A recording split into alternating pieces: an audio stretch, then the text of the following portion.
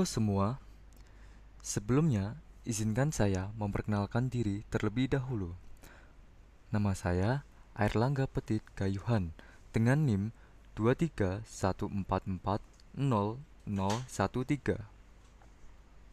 Kali ini saya akan membahas secara rinci desain jaringan yang telah saya buat. Dalam desain ini, saya menggunakan kombinasi subnetting, routing statis, dan dinamis, serta mengintegrasikan topologi star, tree, dan topologi ring untuk membangun jaringan yang efisien, fleksibel, dan handal. Yuk kita mulai penjelasannya. Jaringan ini terbagi menjadi 3 area utama, masing-masing dengan fungsinya sendiri.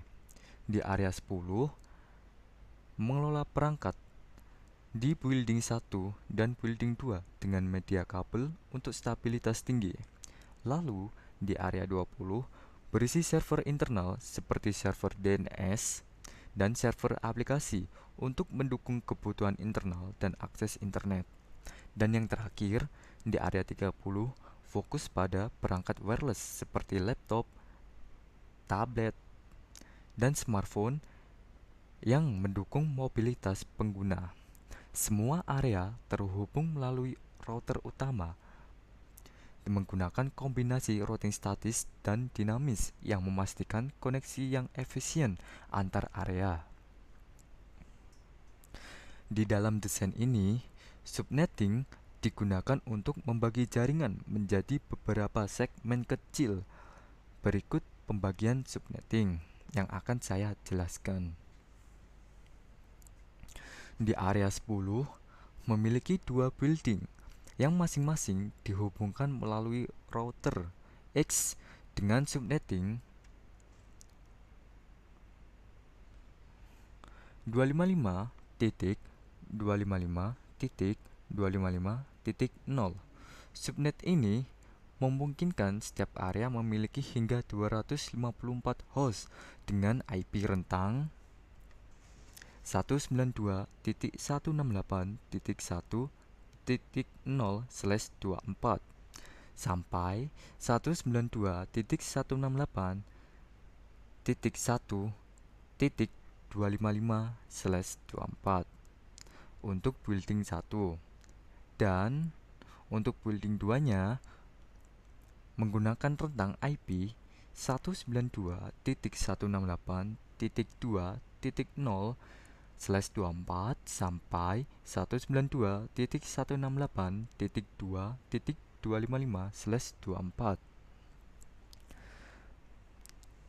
Dan di area 20, menggunakan subnet yang lebih besar di router host,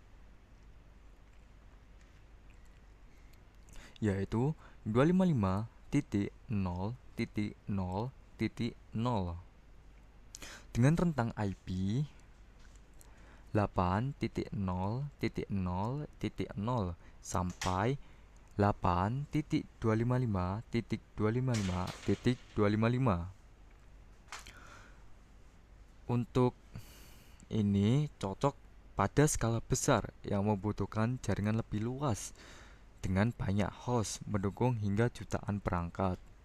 Dan di area 30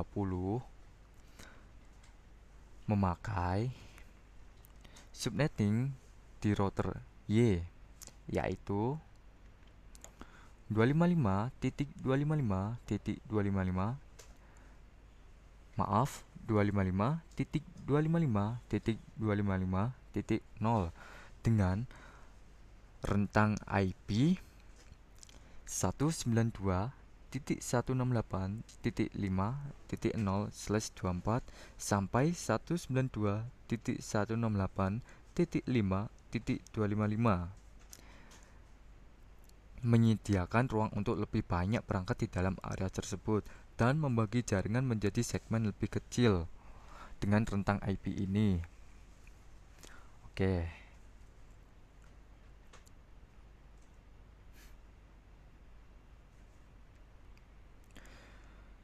Pada routing statis dan dinamis untuk memastikan komunikasi antar area.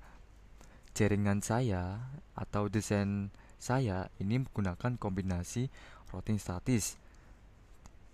Jalur tetap digunakan untuk koneksi langsung ke server di setiap area. Contohnya,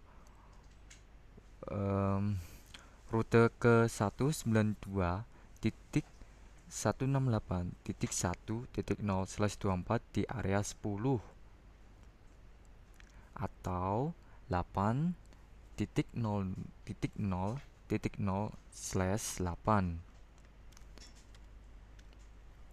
Oke, saya ulangi. 8.0.0.0/8 di area 20. Lalu, routing dinamis menggunakan protokol yang secara otomatis memilih jalur terbaik jika terjadi perubahan atau gangguan pada jalur utama. Implementasi ini terlihat pada jalur antara router. Misalnya, 100.100.10.0/8 dan 10.10.20.0/8 dan 7.0.0.0. Keuntungan routing dinamis yaitu fleksibel dan redundansi lebih tinggi dibandingkan routing statis saja.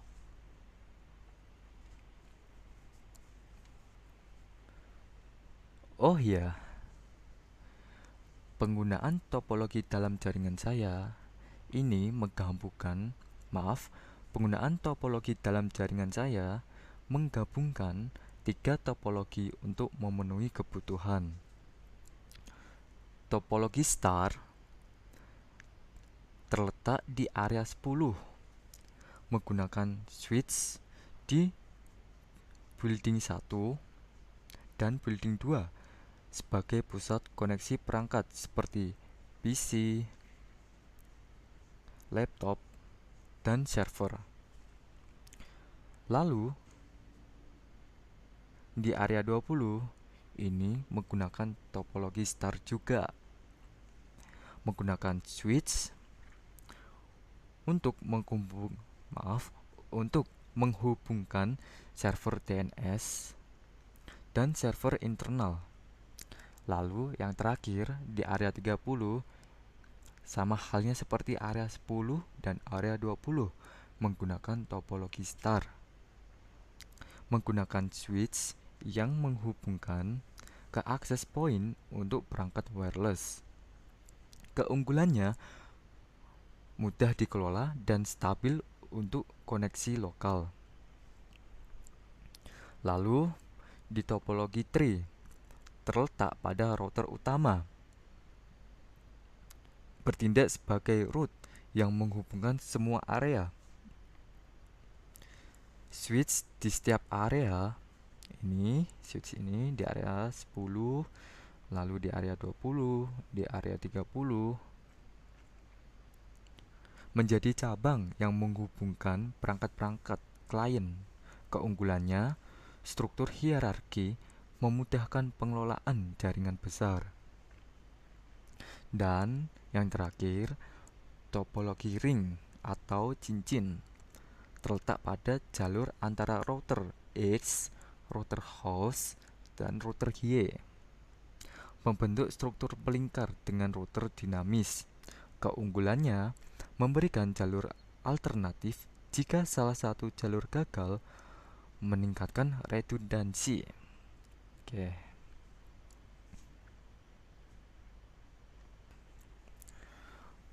mari kita lanjut.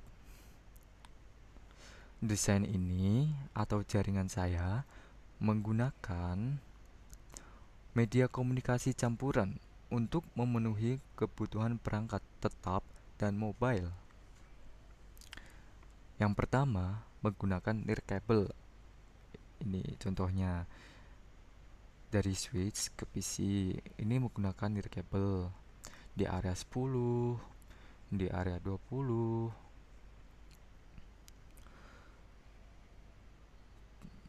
Untuk perangkat tetap seperti PC dan server yang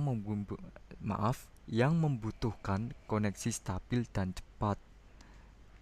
Lalu, yang wireless digunakan pada area 30 untuk perangkat mobile seperti laptop, smartphone, dan tablet. Access point menghubungkan perangkat wireless ini dengan jaringan utama.